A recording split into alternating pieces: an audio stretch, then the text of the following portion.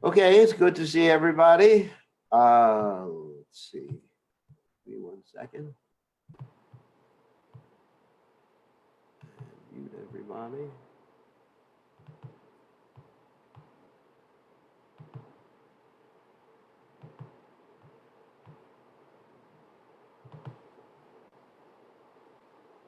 There we go. All right. Welcome. All right, we'll start chanting Jaya Radhamadava in a second. Just no more controversial questions tonight. Last night, yeah, I didn't really get into trouble, but it's better we just like our peace and love from now on. So, let's chant Jaya Radhamadava. Jaya Radha Madhova Kunya Bihari Jaya Radha Madhova Kunya Bihari Gopi Jana Vallabha Girivardhan Hari Gopi Jana Vallabha Girivardhan Hari Yashodanandana Vrajajana Ranjana Yashodanandana Vrajajana Ranjana Yamuna Tira Vanachari Yamuna Tira Vanachari Jaya Radha Madhava Kunya Bihari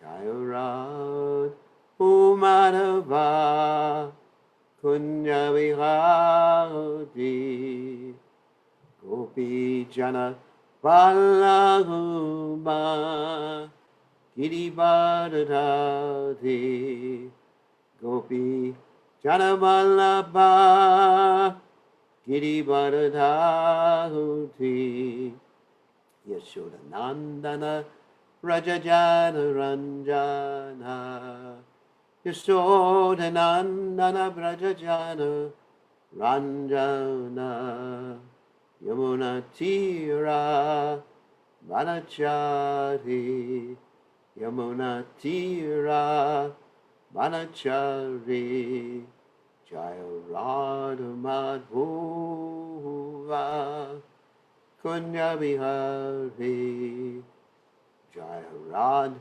Madhova Kunya Bihari Jai Om Vishnupad Paramahansa Paravidikacharya also Tera Sitashi Shimad His Divine Grace Abhaya Chalanada Bhaktivedanta Goswami Srila Prabhupada Ki Jai ISKCON Founder Acharya Srila Prabhupada Ki Jai Anantakoti Vaishnav Vrinda Ki Jai Namacharya Srila Huidas Thakur Ki Jai Friends say Kaho Sri Krishna Chaitanya Prabhu Nityananda Shivayad Gadadha Srila Sri Gaur Bhaktivedanta Ki Jai Sri Sri Radhakrishna Gopi Gopinath Shai Mukunda Radhakunda Giri Govardhan Ki Jai Vrindavanam Ki Jai Mathuram Ki Jai Jagannathaswami Ki Jai Yamunamai Ki Jai Shrimati Lasi Devi Ki Jai Sambhaveda Bhakta Vrinda Ki Jai Gaur Premananda Hari Hari Gaur. All glories the assembled devotees, all glories the assembled devotees, all glories the assembled devotees, all glories to Shri Guru Gauranga Srila Prabhupada Ki Jai. Nama Om Vishnu Padaya Krishna Prastaya Budle Srimati Bhaktivedanta Swamini Namani Namaste Saraswati Devi Gauravani Pacharni Nivashesha Shunyavadi Paschacha Deja Tarini. So, also, Omagana Timidanda Shah Garanjana Shlakaya Chakshur Meditam Yeda Tasmai Shigaveda Maha. I offer my respectful obeisances unto the lotus feet of my spiritual master, His Divine Grace A.C. Bhaktivedanta Swami Prabhupada, who so kindly opened my eyes with a torchlight of knowledge while I was blinded in the darkness of ignorance. So, good to see everybody, and of course today here it is Ekadashi, very, very special day, and it's also the first day of Julian Yatra. Julian Yatra. That means when you swing the deities. So somehow or other, even if you can't go to the temple, arrange for some sort of festival for the deities where you can swing Radha and Krishna back and forth. So it's important. From this day until Balaram's appearance day is the celebration of Julian Yatra. And in our temple, we had a very wonderful ceremony this morning, and every morning we're going to have that ceremony. You're welcome to look at the videos that are on Facebook of how we're celebrating Julian Yatra. Okay, so now we are going to the Bhagavad Gita. Let's share the screen here. And we are on the 10th chapter already of the Bhagavad Gita. We've actually done 67 lessons so far. That means by the time we're finished with the Bhagavad Gita, we're probably going to be well over 120 lessons studying the Bhagavad Gita. And if you look at all those lessons, 120 lessons. That means 120 hours straight. That's enough for a whole semester in the university. Okay. So we are on text 4 to 5 of the 10th chapter of Bhagavad Gita. Let's clear the screen. Starts. And we're getting very close to the nutshell verses of the Bhagavad Gita, which begin with the 8th verse of this chapter. And those verses we'll spend a little bit more time on. Okay, 4 and 5. Buddhir jnanam asamoha kshama satyam dala srimaha sukham dukam bhavo bhavo vayam cha vayam eva cha ahimsa samata tushtish tapo danam yasho yashkha bhavanti bhava bhutanam mata eva pritang vidaha. Buddhi, intelligence, jnanam, knowledge, asamoha, freedom from doubt, kshama, forgiveness, satyam, truthfulness, dhamma, control the senses, shama, control the mind, sukham, happiness, dukkam, distress, bhava, birth, abhava, death, bhayam, fear, cha, also, abhayam, fearlessness, eva, also, cha, and ahimsa, nonviolence, samatha, equilibrium, tushtihi, satisfaction, tapa, penance, dhanam, charity, yashaha, fame, ayashaha, infamy. It's the opposite of fame. If you didn't know that, that means someone who is famous for being a rascal. Not exactly the opposite of fame. It means someone who's well known for being really bad. Bhavanti, come about. Bhavaha, natures. Bhutanam, of living entities. Mata, from me. Eva, certainly. Pitak, vidaha, variously arranged. Intelligence, knowledge, freedom from doubt and delusion, forgiveness, truthfulness, control the senses, control the mind, happiness and distress, birth, death, fear, fearlessness, nonviolence, equanimity, satisfaction, austerity, charity, fame, and infamy. All these various qualities of living beings are created by me alone. Pretty self-explanatory, except don't blame Krishna for the bad qualities. Bad qualities would be like infamy and fear. And there's a whole bunch of bad qualities that we don't want to mention here, or we will mention, like envy, greed, illusion, violence, discrimination, inappropriate discrimination, body consciousness, I mean, we can go down the list of so many bad qualities and so many good qualities. So the whole idea is that all these qualities are created by Krishna. Now you may say, then Krishna is responsible if I am bad because he created it. No. The government created or allows, let's say allows you to have freedom. And if you misuse your freedom, then you get put in jail. And the government has created the jail. Don't blame the government for yourself being in jail. It's your responsibility. So don't blame Krishna for whatever bad quality you're exhibiting. And don't blame the devil either. Like people often say, the devil made me do it. And we in Krishna consciousness have another way of saying the same thing. Maya is very strong. Maya made me do it. Nonsense. You always have a choice.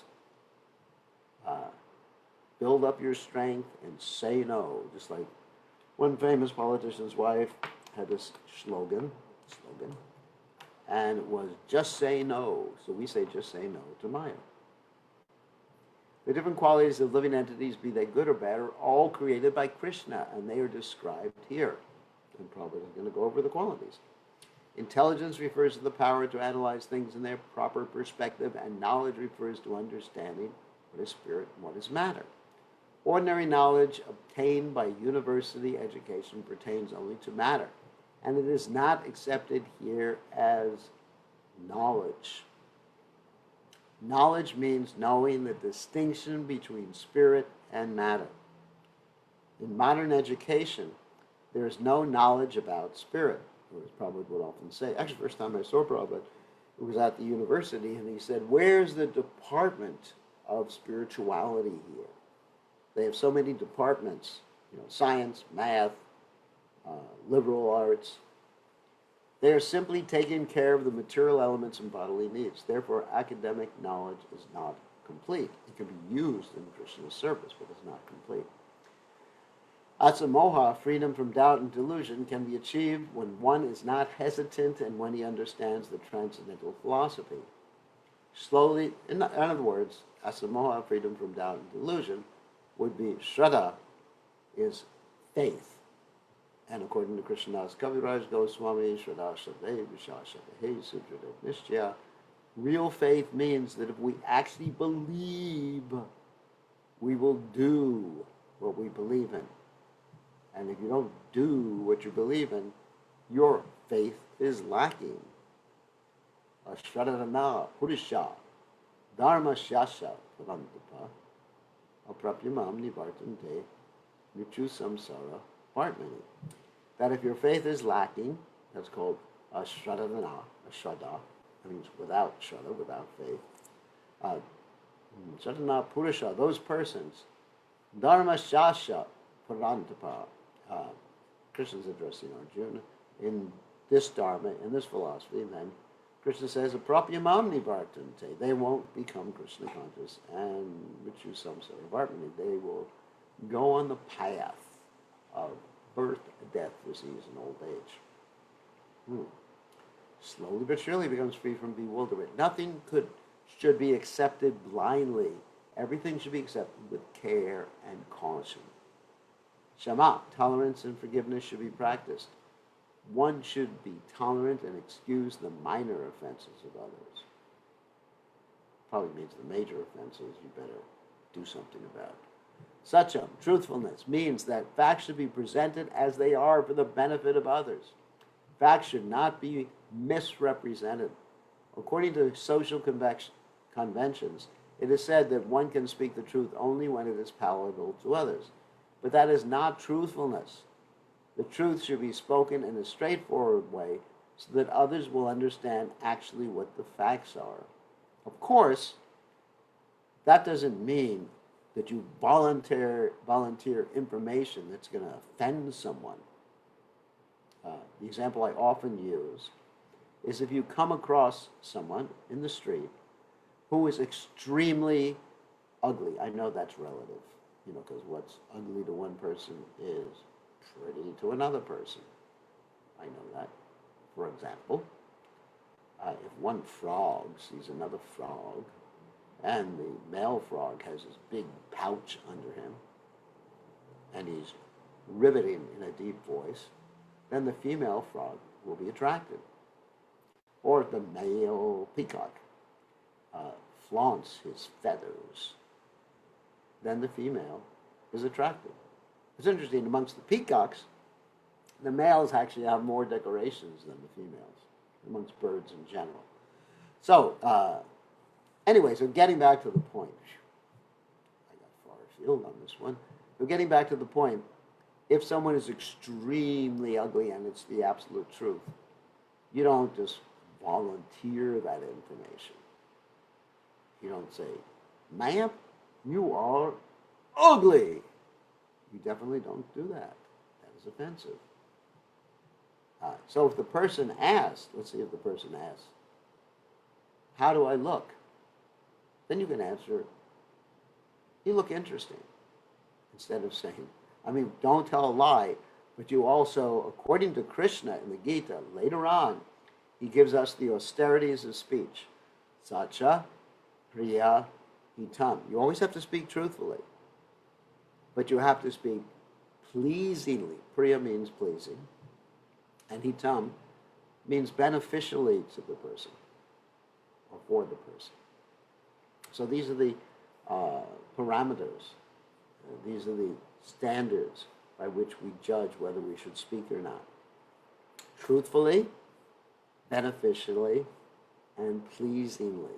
But we always speak the truth, and we should speak beneficially and pleasingly, unless the person is attacking us. That's another thing, when you have verbal self-defense. If a man is a thief and people are warned that he's a thief, that is truth. It's not fake news. Although sometimes the truth is unpalatable, one should not refrain from speaking it. Truthfulness demands that the facts be presented as they are for the benefit of others. That is the definition of truth. The Prabhupada told the story about one man who was working on his roof, and another man, he warned him, he told him the truth. You're going to fall off the roof. You're walking backwards. And the man fell off the roof. He told the truth at least. And the man said, wow, that person must be a great astrologer because he predicted my falling off the roof. So control the senses means that the senses should not be used for unnecessary personal enjoyment. There is no prohibition against meeting the proper needs of the senses, but unnecessary sense enjoyment is detrimental for spiritual advancement. In other words, yukta hara viharasya, as we read previously in the Gita, be moderate, follow the middle path. And we gave the example when we were talking about that verse in the Gita of Lord Buddha. Lord Buddha first thought he was going to become Krishna conscious or self-realized or whatever by performing really harsh austerities. And he became so sick he was getting ready to die, and some lady brought him some sweet rice from the deities. And he took it. Then he understood becoming very austere is not the way to become God conscious. And he came across the middle path, not eating too much. Let me turn this off. Not eating too much, not eating too little, not sleeping too much, not sleeping too little. And as we mentioned before, for everyone, there's a different amount of sleep that's required. For everyone, there's a different amount of food that's required. For everyone, there's a different amount or a different type of recreation that's required. Everybody has their own quota. This has been given by God. So, that's very important. Unnecessary sense enjoyment is detrimental, or even too little sense enjoyment is detrimental. You become bitter, angry, and ultimately you have a bad taste for Krishna consciousness. Just like, for example, you are forced to wake up early and you haven't got enough sleep at night. It's like torture. Complete torture. I remember when I first joined a temple, the temple president, who shall be nameless, to protect the guilty. So anyway, so the temple president would not let anyone take rest more than 5 hours a night, and certainly you could not take a nap during the day or during Bhagavatam class or any other time. Of course, you could sleep while you're reading Prasanam. Nobody would stop you in that. So anyway, so it was like torture. I remember trying to stay awake and pinching my body all over the place, especially while I was driving a car. I remember just like pinch, pinch, pinch. All right, don't sleep, don't sleep, don't sleep. Ouch, ouch. Don't sleep, don't sleep. And other times, in order to stay awake, we would just keep eating the whole time while we were driving. Sometimes even ice cream while we were driving. That's too little sense engagement or sense enjoyment. So you understand, everybody understands how much you should eat, how much you should sleep. That's your responsibility to determine that. Of course, the senses will want to eat more, sleep more, do everything more than is absolutely required. And it actually saps the energy of the body. Not only the energy of the soul or the spiritual progress of the soul, it takes away your even physical energy. If you try to sleep too much or eat too much or anything too much. Therefore, the senses should be restrained from unnecessary use. What is the example Krishna gave? That it's like the tortoise. That's a turtle, for those of you who don't know what a tortoise is. That when the tortoise or turtle is in danger, it withdraws its limbs within the shell. That's all. Similarly, so you should have that discrimination. One should restrain the mind from unnecessary thoughts. That is shama. It means be equipoised. If you start to think about something really detrimental, just pull the mind back before you start meditating on it. Then, according to the second chapter of Bhagavad Gita, you get attached to it, you get lusty, you get angry, and all those other nice things. One should not spend one's time pondering over earning money. That is a misuse of the thinking power. Don't ponder over it, just earn it. The mind should be used to understand the prime necessity of human beings, and that should be presented authoritatively. The power of thought should be developed in association with persons who are authorities in the scriptures, saintly persons and spiritual masters, and those whose thinking is highly developed. Sukham, pleasure or happiness, should always be in that which is favorable for the cultivation of the spiritual knowledge of Krishna consciousness. And similarly, that which is painful or which causes distress is anything which is unfavorable for the cultivation of Krishna consciousness, which we mentioned before. The first two surrendering principles of Chaitanya Mahaprabhu, accepting everything favorable and rejecting everything unfavorable, which is exactly what Prabhupada says in the next sentence. Anything favorable for the development of Krishna consciousness should be accepted. Anything unfavorable, rejected. Bhava, birth, should be understood to refer to the body. As far as the soul is concerned, there is neither birth nor death. We know that. That we have discussed in the beginning of Bhagavad Gita. Birth and death apply to one's embodiment in the material world. Fear is due to worrying about the future. What will happen? Will I die from the virus? A person in Krishna consciousness has no fear, because by his activities he is sure to go back to the spiritual sky, back home, back to Godhead. Let me unpack that. We were having a discussion outside the temple room this morning, and I was telling the devotees, take care. Just wear your mask. Take precautions. This is a deadly disease. And one of the devotees said, when you're going to die, you're going to die. The disciple talking to me. When you're going to die, you're going to die. And so you shouldn't be afraid. And actually, it's probably a pretty good instruction. But we do take precautions because this body belongs to Krishna. We're not afraid, but we're protecting what belongs to Krishna. Just like, for example, here in the temple property, we have a tractor. So I make sure the tractor is locked up. It's not that I think, well, if the tractor is supposed to get stolen, it'll get stolen. Why don't I just leave the keys in the ignition of the car? Of course, nowadays there's no ignition to put the keys in. Anyway, but let's say there was a car, and let's say let me just turn this down. Let me just say there was a car, and the keys were in the ignition, and it's up to Krishna if it gets stolen. What? Don't take service from Krishna. Protect what belongs to Krishna. This body belongs to Krishna. Mind belongs to Krishna. Your family belongs to Krishna. Everything belongs to Krishna. Fear is due to worrying about the future. A person in Krishna consciousness has no fear because by his activities, he's sure to go back to the spiritual sky, back home, back to God. Now, let me explain what Prabhupada means that. By that, no material fear. He's afraid of losing association with devotees. He's afraid of someone leaving Krishna consciousness. I get afraid of that all the time. There's so many people we're guiding in Krishna consciousness, and I'm just fearful that they're going to go away from Krishna consciousness. That's love. But I'm not fearful for my own body.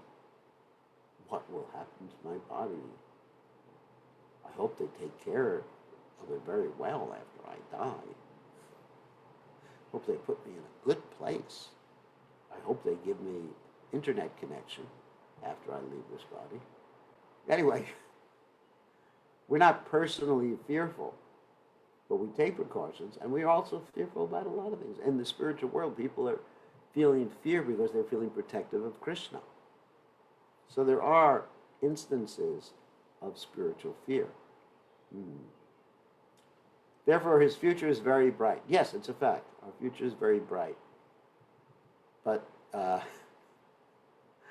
we should try to stay healthy in this body as long as possible, because this body is meant to serve Krishna.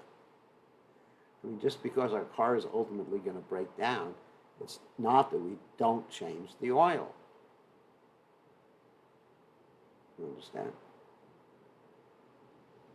We should change the oil, take care of the car, do the necessary maintenance. It's going to break down, I understand that. But still, others, however, do not know what their future holds. They have no knowledge of what the next life holds. That's frightening. That's frightening to not know what the next life holds. That reminds me of a skit that one devotee did.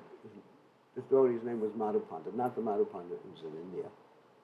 And he did a skit. And the skit was based upon a TV game show. I'm sure all of you have seen these TV game shows where they have 3 or 4 panelists. So in this particular game show, there were 3 panelists. And the name of the game show was, What's My Karma? And so on that show, they were interviewing different people, different walks of life. And the first person to come on that show, the first contestant, was an abortionist. And so the panel was discussing what's his karma, and then eventually it was decided by the host. The host's name was Don Yamaraj, which is actually very interesting. Don, of course that's an American name. Yamaraj is not an American name. And eventually it was decided, your future will be to actually be aborted for as many times as you have done abortions. And then in this particular skit, you see the lights flashing and him turning in circles and Anyway, I think you get the idea. So people don't know. Because they don't know, they do all sorts of nefarious activities. Like they're eating meat. And they don't know what's going to happen. Next life, they wake up, they're a dog, a cat, a cow, a chicken, a pig. They don't know.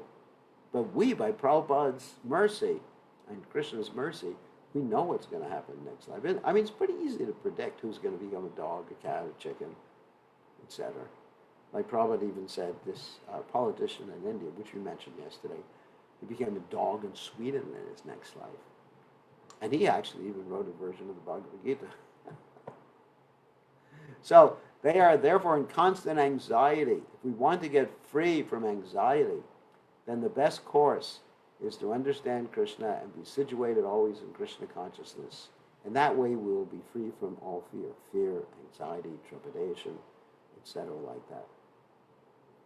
Actually, there's an interesting word in Sanskrit, chintaharan, which means to take away your anxiety. Actually, there's a deity of Lord Shiva in Braj. It's called Chintaharan Mahadev, because he's worshiping Krishna and he enables one to take away or lose their anxiety. Actually, Lord Shiva is a great devotee of Krishna. There's an interesting story in Braj. Will tell us, just to give a little bit of rust to the class. The interesting story in Braj that once upon a time, Lord Shiva, he wanted to hold little baby Krishna. He wanted to actually hold the baby after Krishna appeared in this world. And Krishna was with Yashodamai. So he went to the door of Nanda Maharaj and Yashodamai's house. He knocked on the door and they opened the door, and there was this disheveled person, Lord Shiva. He generally walks around without clothes on. And, anyway, you can understand. And so Yashodamai, she slammed the door. And then what happened? Lord Shiva went away, and Krishna started crying. Nobody could stop Krishna from crying. He was just like bawling all the time. And everyone was thinking, what's happening? And Yashodamai finally understood. It was because this sage had been offended. And so she went looking for the sage, invited him back, and that was Lord Shiva, and gave the little baby. Lord Shiva was holding the baby, and Krishna stopped crying. Happy ending. In the Srimad Bhagavatam 11.2.37, it is stated, Mayam advitiya viniveshata shat. Fear is caused by our absorption in the illusory energy. Or, just be specific about this verse, to see things that's not connected to Krishna, because that is the illusory energy. To see things as separate from Krishna. But those who are free from the illusory energy, those who are confident they are not the material body, that they are spiritual parts of the Supreme Personality of Godhead, and who are therefore engaged in transcendental service to the Supreme God and have nothing to fear. Their future is very bright. I'm not worried about myself. If I die right now, Krishna will take care of me. Whenever he wants. If serving Krishna now, I'm going to serve Krishna in the future. That's all. That's all we can ask for. So we're going to have fun now, fun in the future, develop our devotion now, develop our devotion in the future eternally. I'm going to be doing this forever and ever and ever and ever and ever and ever. This fear is a condition of persons who are not in Krishna consciousness. Of I am fearlessness is possible only for one in Krishna consciousness. And you see, Prabhupada came to America completely fearless, with no idea what was going to happen in America, no idea whether there was food or not, no idea whether he was going to die on the boat, no idea of anything basically except at the lotus feet of the spiritual master, the order of the spiritual master, and the Srimad Bhagavatam. So ahimsa, non-violence, means that one should not do anything which will put others into misery or confusion. Material activities that are promised by so many politicians, sociologists, philanthropists, etc., do not produce very good results because the politicians and philanthropists have no transcendental vision. They do not know what is actually beneficial for human society. Ahimsa means that people should be trained in such a way that the full utilization of the human body can be achieved. The human body is meant for spiritual realization, so any movement or any commissions which do not further that end commit violence on the human body. So Prabhupada, in other circumstances, said that violence is something that impedes someone's spiritual progress. So if you kill a living entity, that impedes their progress, because they have to take birth again and then continue from that point. Or if you discourage a person from spiritual life, that is violence, because you are impeding their spiritual progress. That which furthers their future spiritual happiness of the people in general is called nonviolence. Samatha Equanimity refers to freedom from attachment and aversion. To be very much attached to or be very much detached is not the best. This material world, it should be accepted without attachment or aversion. Actually, aversion is not exactly detachment. Aversion means repulsion or something like that. Prabhupada said attachment and aversion are opposite sides of the same coin. Just like in the early days, we experienced some men who were averse to women. They're very averse. Women. Maya Davies. Actually, I saw that in many people, not myself. So that many people, and then ultimately they were attached, and they ultimately ended up getting married and lived happily ever after. That which is favorable. So many times the things that we're most averse to or would display an aversion to, we're most attached to. I mean, it's not in all cases, it's like that. Like if I'm averse to garbage in the street or a pile of stool, that doesn't mean I'm most attached to it. But in many cases, it does hold like that. And people try to get rid of their attachments by becoming averse to that particular sense object. But it doesn't work because they think more about that sense object. Anything you think about negatively, you're thinking about with more intensity. This material world should be accepted without attachment or aversion. That which is favorable for prosecuting Krishna consciousness should be accepted. That which is unfavorable should reject. The same point. Lord Chaitanya's first two surrendering principles: accept everything favorable, reject everything unfavorable. This is called samatha, equanimity.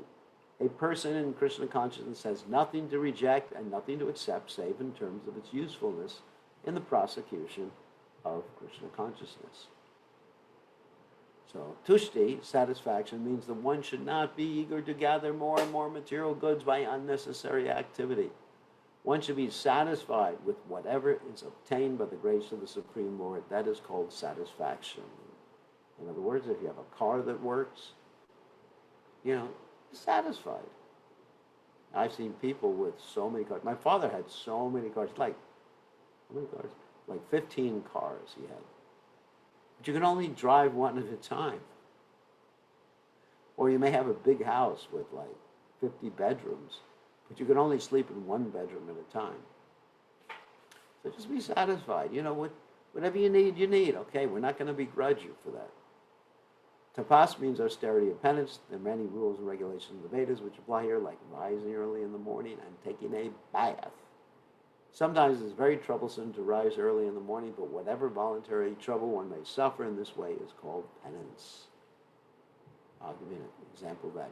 Many, many years ago, I went to New Vrindavan to help prepare for Prabhupada's coming.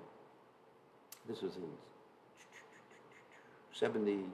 I think it was 72 or 71. But anyway, I was going to prepare for Prabhupada's coming.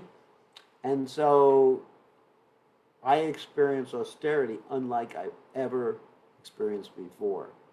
We got there, and then I was informed you have to basically take a bath in ice cold water from a stream that is like 300 meters away from where I was staying. In other words, walk out there and pour this ice cold water from a bucket, from a stream, on your head. And of course, chant Hare Krishna. You better chant Hare Krishna. Well, that was, I think, oh my God. And then I asked, where's the bathroom? And they said, you walk up the hill, there's a trench, and you just kneel or scoot down over the trench. And I had never experienced anything like that in my life before. I was basically coming from a very soft life with soft pillows and bedding and towels and hot water to bathe in and servants. And all of a sudden I was there and, oh my God, what kind of movement have I joined? but I tolerated it. I can't say it was ecstatic. The first morning I did it, there was another devotee who went and bathed in the stream right before me, and he said, "This is so ecstatic." And I was thinking, phew, this is ecstasy. I am in the wrong society. So anyways, so sometimes Krishna puts us in circumstances. But after a while, Prabhupada said when you're young, if you do austerities, it'll be very blissful, those austerities. It's just like, it gives you happiness, knowing you don't need so much. So I became happy.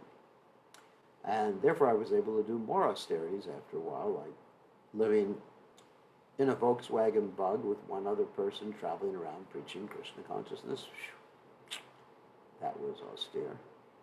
Anyway, it's good for the heart. Similarly, there are prescriptions for fasting on certain days of the month. One may not be inclined to practice such fasting, but because of his determination to make advancement in the science of Krishna consciousness, he should accept such bodily troubles when they are recommended. It's not really a big deal. I mean, Ekadasi fasting generally, you can eat so many things. I mean, basically in my diet, it's almost Ekadasi every day. It is Ekadasi every day. It's not a big deal. You know, you just don't eat grains or beans or whatever. However, one should not fast unnecessarily or against Vedic injunctions. In other words, like here, Prabhupada explains it. One should not fast for some political purpose that is described in Bhagavad Gita as fasting in ignorance. And anything done in ignorance or passion does not lead to spiritual advancement. Of course, that's been done in India, where people have fasted for various political reasons. And in other countries, not only have people fasted for various political reasons, they've actually self-immolated. Self-immolated means they burnt themselves up. They poured gasoline over them or petrol over themselves. We do not do that. Everything done, that's in the mode of ignorance. Demoniac to do something like that. Everything done in the mode of goodness disadvances one, however, and fasting done in terms of the Vedic conjunctions enriches one in spiritual knowledge. As far as charity is concerned, one should give 50% of his earnings to some good cause. And what is a good cause? It is that which is conducted in terms of Krishna consciousness. That is not only a good cause, but the best cause. Because Krishna is good, his cause is good. Thus, charity should be given to a person who is engaged in Krishna consciousness. According to Vedic literature, it is enjoined that charity should be given to the Brahmanas. This practice is still followed, although not very nicely in terms of the Vedic injunction, but still the injunction is that charity should be given to the Brahmanas. Why? Because they're engaged in higher cultivation of spiritual knowledge. A Brahmana is supposed to devote his whole life to understanding Brahman. Brahma janatiti Brahmana. One who knows Brahman is called a Brahmana. That's the functional definition of a Brahman. One who knows spirit is a Brahman. Thus, not simply one who's born in the Brahmin family or one who's so educated, but one who knows Brahman. Thus, charity is offered to the Brahmanas because they are always engaged in higher spiritual service and have no time to earn their livelihood. In fact, the Brahmanas, real Brahmanas, are not allowed to work a job. They have to exist by people giving voluntary charity. Not that a Brahmin will come to your house and you say, "Please bless me," and the Brahmana says, "That will be $200 for the blessing." And if you want an extra special blessing, that's 500 buckaroonies. Brahmana will not say that. A Brahmana will do a sacrifice, will do prayers, will do deity worship, will do teaching, and not charge anything, and not ask for anything. And if people give, it's nice. And if people don't give, he still does his Brahminical duties with equal enthusiasm and determination. In the Vedic literature, charity is also to be awarded to one in the renounced order of life, the sannyasi. The sannyasis beg from door to door, not for money, but for missionary purposes. The system is that they go from door to door to awaken the householders from the slumber of ignorance. Because the householders are engaged in family affairs and have forgotten their actual purpose in life, awakening their Krishna consciousness. It is the business of the sannyasis to go as beggars to the householders and encourage them to be Krishna conscious. So, it's a fact. I mean, once surrounded by opulence and family members, there's a tendency to forget the purpose of life. So sannyasis go there, and they don't just like go there to get a donation. They go there to enlighten people. It's described by Shukadeva Goswami, who just go to a house just long enough to take a cup of milk, and then he would go on. Actually, technically, that's called madhukari. Madhukari means like a honeybee. Actually, it's interesting. Yeah, honeybee. So anyway, madhukari is like a honeybee goes from one flower to another. He doesn't destroy the flower, tear it apart, but he gets a little pollen in each flower, and he goes on. So the sannyasis are like that, but the honeybee also does something very good. He pollinates all the flowers or all the trees or whatever's growing there. So sannyasi is like that. He's not greedy. He just goes to awaken people. As it is said in the Vedas, one should awake and achieve what is due him in this human form of life. This knowledge and method is distributed by the sannyasis. Hence, charity is to be given to the renouncer of life, to the brahmanas, and similar good causes, not to any whimsical cause. Sannyasis, brahmanas. Yasha's fame should be according to Lord Chaitanya, who said that a man is famous when he is known as a great devotee. That is real fame. Nowadays, of course, you see so many statues of so-called famous people that are being torn down because it was recognized, so many years later, that they were rascals. They were engaged in activities that are against spirituality, common sense, compassion. We find so many people in our past that, we worshipped, adored, made statues of, sing about, that actually did things like sold and bought people. I mean, just like if someone is an abuser, child abuser, you just kick the rascal out. You don't want to hear his name.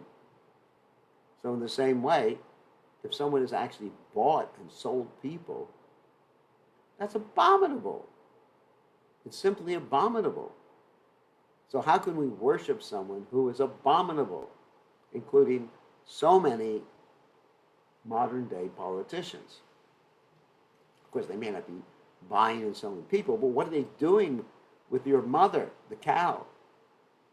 They're buying the cow and arranging for her slaughter. If you buy meat in the supermarket, you've actually paid for someone to kill the animal. It's abominable. Simply abominable. So when someone is a great devotee, he has all good qualities. We remember that verse.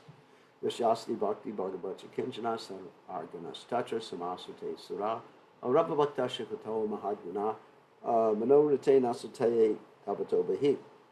That one who is Krishna conscious, he manifests all the good qualities. He's not killing living entities. He's not abusing people. He's not selling people.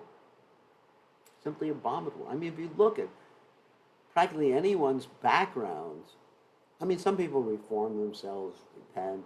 That's understandable. But if you look at so many of these famous people's backgrounds, why have we made statues of them? Statues. Anyway, in one sense, the statue is actually appropriate for them because in that way they are worshipped by the pigeons who pass stool on them every day. Prabhupada would talk about how that there is statues out in the open. And he said the pigeons, there's, I think you've all seen this, like outside of the statues has all this pigeon stool and urine like dripping down its face.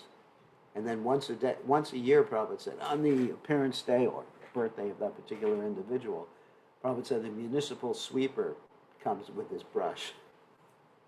That has been used to sweep the street, and then he cleans the face of this particular individual.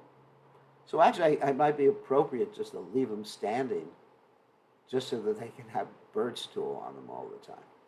They're worshipped by offerings from the birds.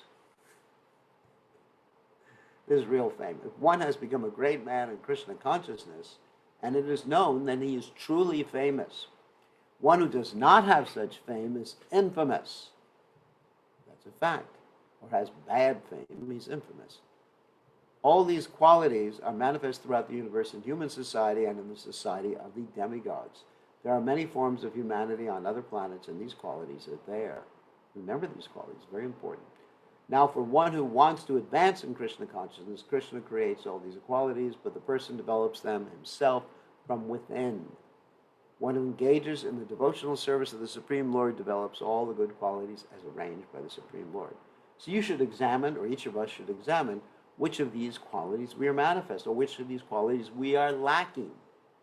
And that means we're lacking in Krishna consciousness. So we should very carefully try to develop these qualities to please Krishna, because these qualities please Krishna. Or whatever we find good or bad, the origin is Krishna. Nothing can manifest itself in this material world which is not in Krishna. Even Krishna sometimes has fear. When he acts like an ordinary person, we were describing this the other day, when his coward boy is marching to the mouth of the Aghasura demon, Krishna is a little fearful. What's going to happen with these people? When Balaram was being carried away by the Pralambasura demon, then Balaram was actually worried. How this carrier has changed. But that's to enjoy the fear. So even fear is there sometimes in Krishna's pastime, because Krishna wants to enjoy the fear. Fear is actually enjoyable when it's centered on Krishna. Or when the residents of Vrindavan are fearful that something will happen to Krishna, that fear is based on love. Or mother is fearful that something will happen to the child. The fear is based on love. It's a method or a manifestation of love. That is knowledge. Although we know that things are differently situated, we should realize that everything flows from Krishna. And we just did one verse today. Oh, right? Actually, there were two verses, 4 and 5, but they were together. Okay, so we will stop sharing and be ready to take questions. Give me 1 second so we can unmute everybody. You are all officially unmuted. So, Mocha, you have a question, I can tell. Yes, Gurudev. Okay. Yesterday, my good brother asked me regarding Ekadasi, since today's Ekadasi, and in Yeah. Ekadasi, I sent everyone the time to start the fast and end the fast. Yeah. Break the fast, right? So he was Right. asking, like the fast starts at 6:30 in the morning. So can we have a breakfast around 6 o'clock, taking grain?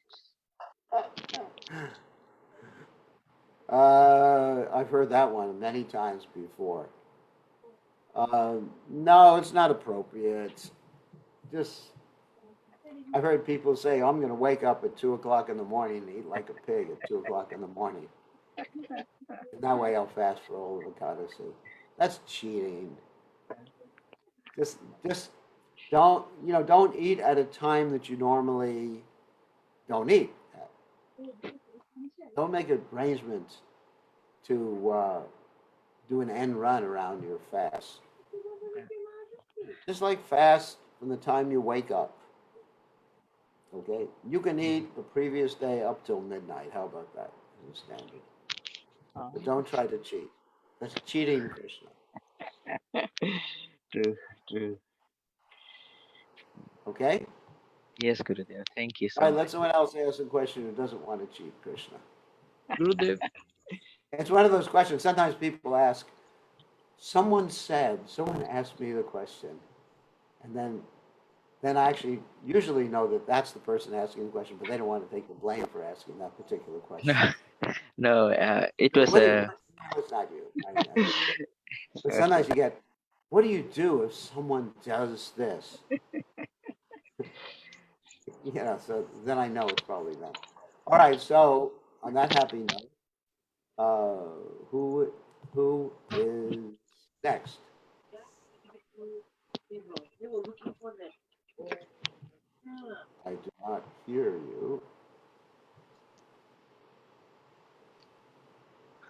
Looks like we have the shadow on one of our videos. Yeah, Anyway. Guru. Oh, yeah. Charna. Okay, speak. Yeah, sorry. Hare Krishna, Gurudev Hare Krishna to all. I Hare want to Krishna. ask you some. I want to ask you something. That's my problem. I like to be truthful. That's for me. That's totally normal. But Yeah. sometimes I have this attitude that it looks that I'm speaking the truth and making a little bit violence. Can you understand me? The truth Yes. is the one truth. There is one truth. There is no 100 truths. But So you should think carefully before you speak and think, is this going to be beneficial or help someone? So it's important before you speak, think 1,000 times. for Not example, I ask. Sorry, excuse me. I yeah. ask. I told one my friend 3 times. I nicely said some things, and she doesn't want to listen. And 4 times I was me. You know, Yeah. 3 times I tried to say nicely, and 4 times I didn't nice. I said the truth, like you know. Yes. So So if I have this problem. if you want to be peaceful, don't try to do the impossible. That's my that's my humble advice for today. That I mean, just like here where I am, we're trying to do some landscaping at the temple. You know, like trees and everything like that. So in the morning, I go out to see who's working on the landscaping, and no one's there. Second morning, I go out, no one's there. Third morning, I go out, and each morning, steam is coming from my ears. You know, I'm angry. And then the third morning, I give up, and I feel peaceful. So, therefore, we have this nice prayer. It's called the Serenity Prayer.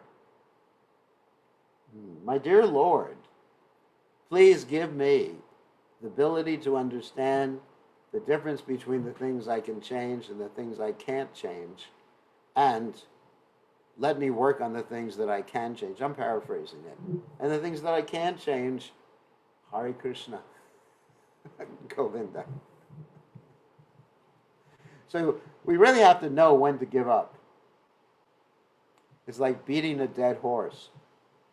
Just like I was speaking to some devotees today, they had just left a temple, and they left the temple because the temple was in an old building that would require hundreds of thousands of dollars of repair, and it was better to sell the thing.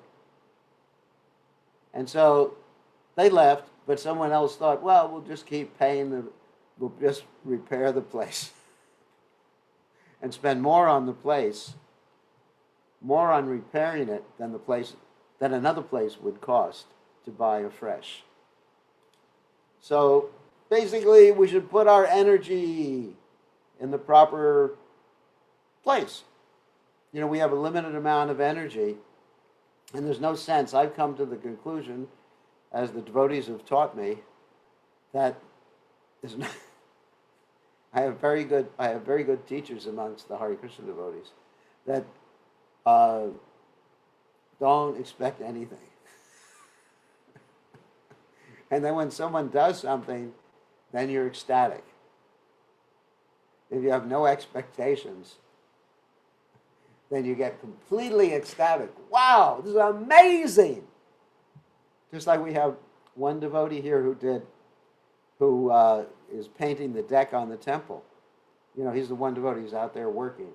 And I'm just so ecstatic seeing the paint there. I go, wow, this is like going back to Godhead to see the paint on the deck. So that's what happens when you don't have any expectations from someone. You get very happy and thankful. And if you do have expectations, you are frustrated and you have a heart attack. So I've decided not to have a heart attack right now. So don't have a heart attack. Peace, love, everything like that. And I made that I made that determination. And if people do something, I'm thankful, but I don't expect them to do anything.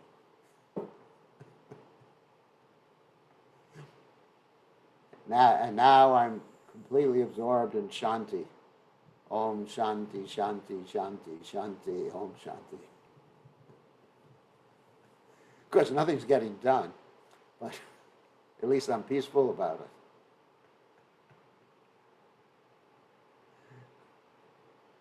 Otherwise, it's not healthy, for a over 70-year-old man to be continually angry. It's really, really dangerous for the health. So I decided to vote for life. So actually, it's true. I'm not just making this up. Okay, so Thank you very much. Any other questions about practical things? Gurudev. Oh, it sounds like Praneshwara. Yes. Yes. When are you getting married? When? Not decided. Not decided?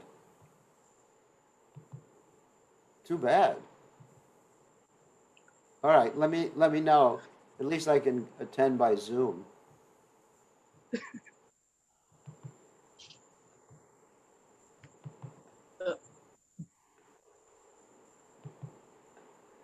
All right, so what's the question, Praneshwara?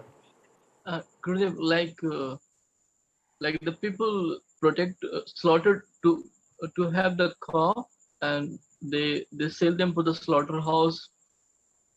So how to to train them, so they should keep protect, they should not slaughter them, and they should not be engaged in the abominable activities. You have to pass laws. The only thing for the Shudras, the only thing that works is argumentum ad baculum. Argumentum ad baculum means basically the stick. So they have to be, what can you do? I mean, the majority of people in this world, in Kali Yuga, whether you're in India or in the United States, do not function because of logic, reason, or philosophy. They function because of threats. So if they kill a cow, they go to jail. Look at Maharaj Pariksit.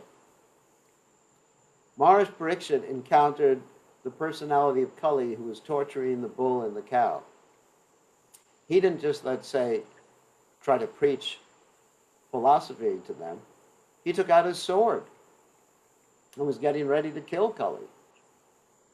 And so, I mean, it's called argumentum ad baculum. That means you give an argument with the stick. It means you have no. Actually, technically, argumentum ad baculum means an argument without an argument, which means a stick. So the only way is to have saintly persons in charge of the, let's say Kshatriya in charge of the government and saintly persons advising him. That's the only way. I mean, because the people don't know the general mass of people don't know what's good for them.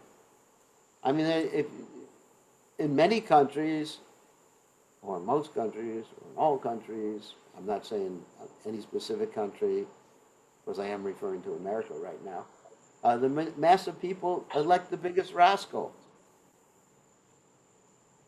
The person who promises them the most sense gratification gets elected. If I was to run for office and say, if I win the presidency or whatever, there'll be no more animal slaughter, no more intoxication, closing down all the bars, I probably wouldn't even get all the votes of the Hare Krishna devotees. Probably only got 75% of the devotees voting for me. And not even all of them. And so, nobody would vote for me. So, yes, the only way to change society is you have a strong Krishna conscious government that's guided by the Brahmins. People in general, they're not going to change.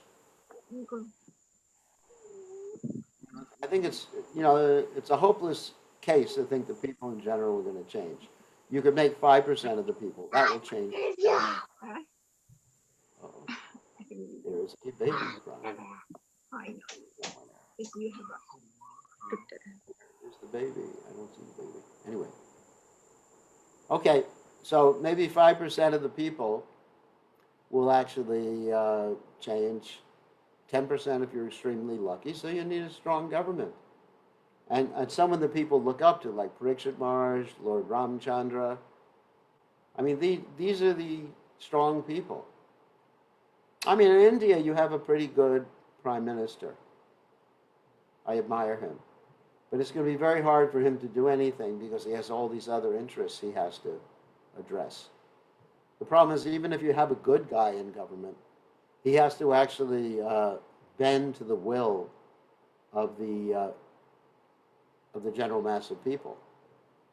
That's the problem. Even if you had a saint, he wouldn't be able to get away with doing whatever is best for the people. So, anyway, so pray for good government. Anyway, it's a problem. It is definitely a problem. All right? At least we should be good. You should be good, Praneshwara.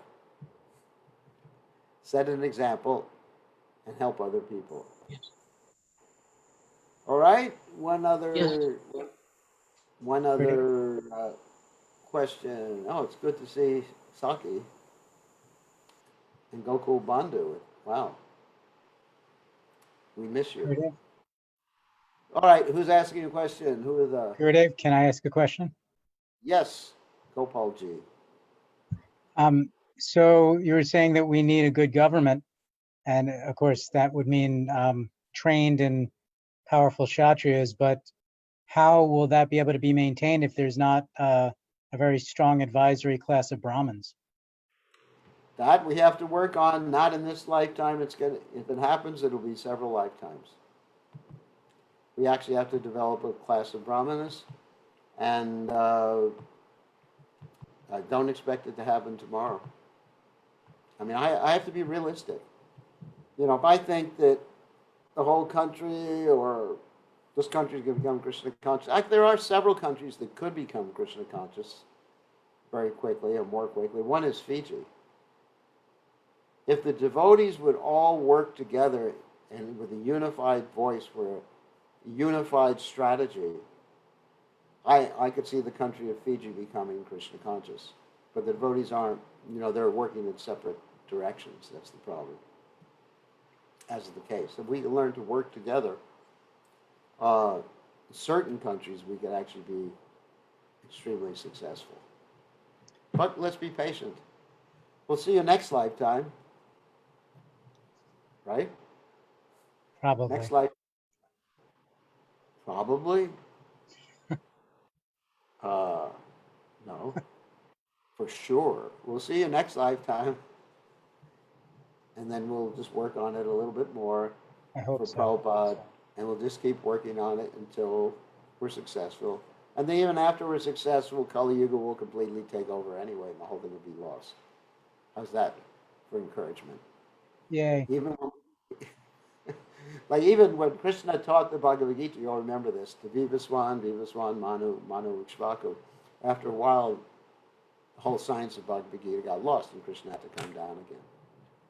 So what we can do in this lifetime is try to help as many people as possible. And that's how I see my mission or my life.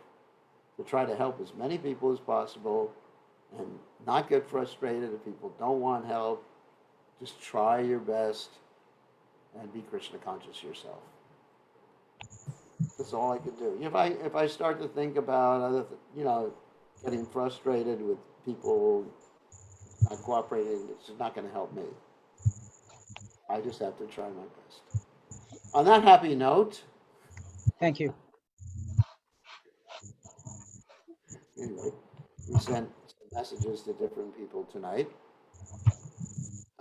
Subtle or not so subtle messages. Nalini Kant, what are you doing? Hare Krishna, Gurudev, Dandavat Pranam. Sorry, I was Doing something with a just computer. writing the notes. I'm taking notes. Oh, good. Sorry, Gurudev. Good. That's very good. I'm proud of you. Okay. we'll see everybody. Have a nice Ekadasi, and we'll see everybody tomorrow night. Same time, same station. Tomorrow is actually the disappearance day of Rupa Goswami. So we're going to give Bhagavatam. We're giving the Bhagavatam class tomorrow morning, which is actually the afternoon, your time, in Australia and New Zealand. Tomorrow morning, 6:30 our time. It's 8:30 in the evening, Australia, New Zealand. And no, I'm sorry, Australia. Got it wrong. And 10:30 in the morning, New Zealand and Fiji. And it's good time in Europe, and it's a good time in India. So 6:30 in the morning. Tomorrow morning, we're going to give a class about Srila Rupa Goswami, so you're welcome to join us. Okay. On that happy note, all glories to His Divine Grace, A.C. Bhaktivedanta Swami Srila Prabhupada.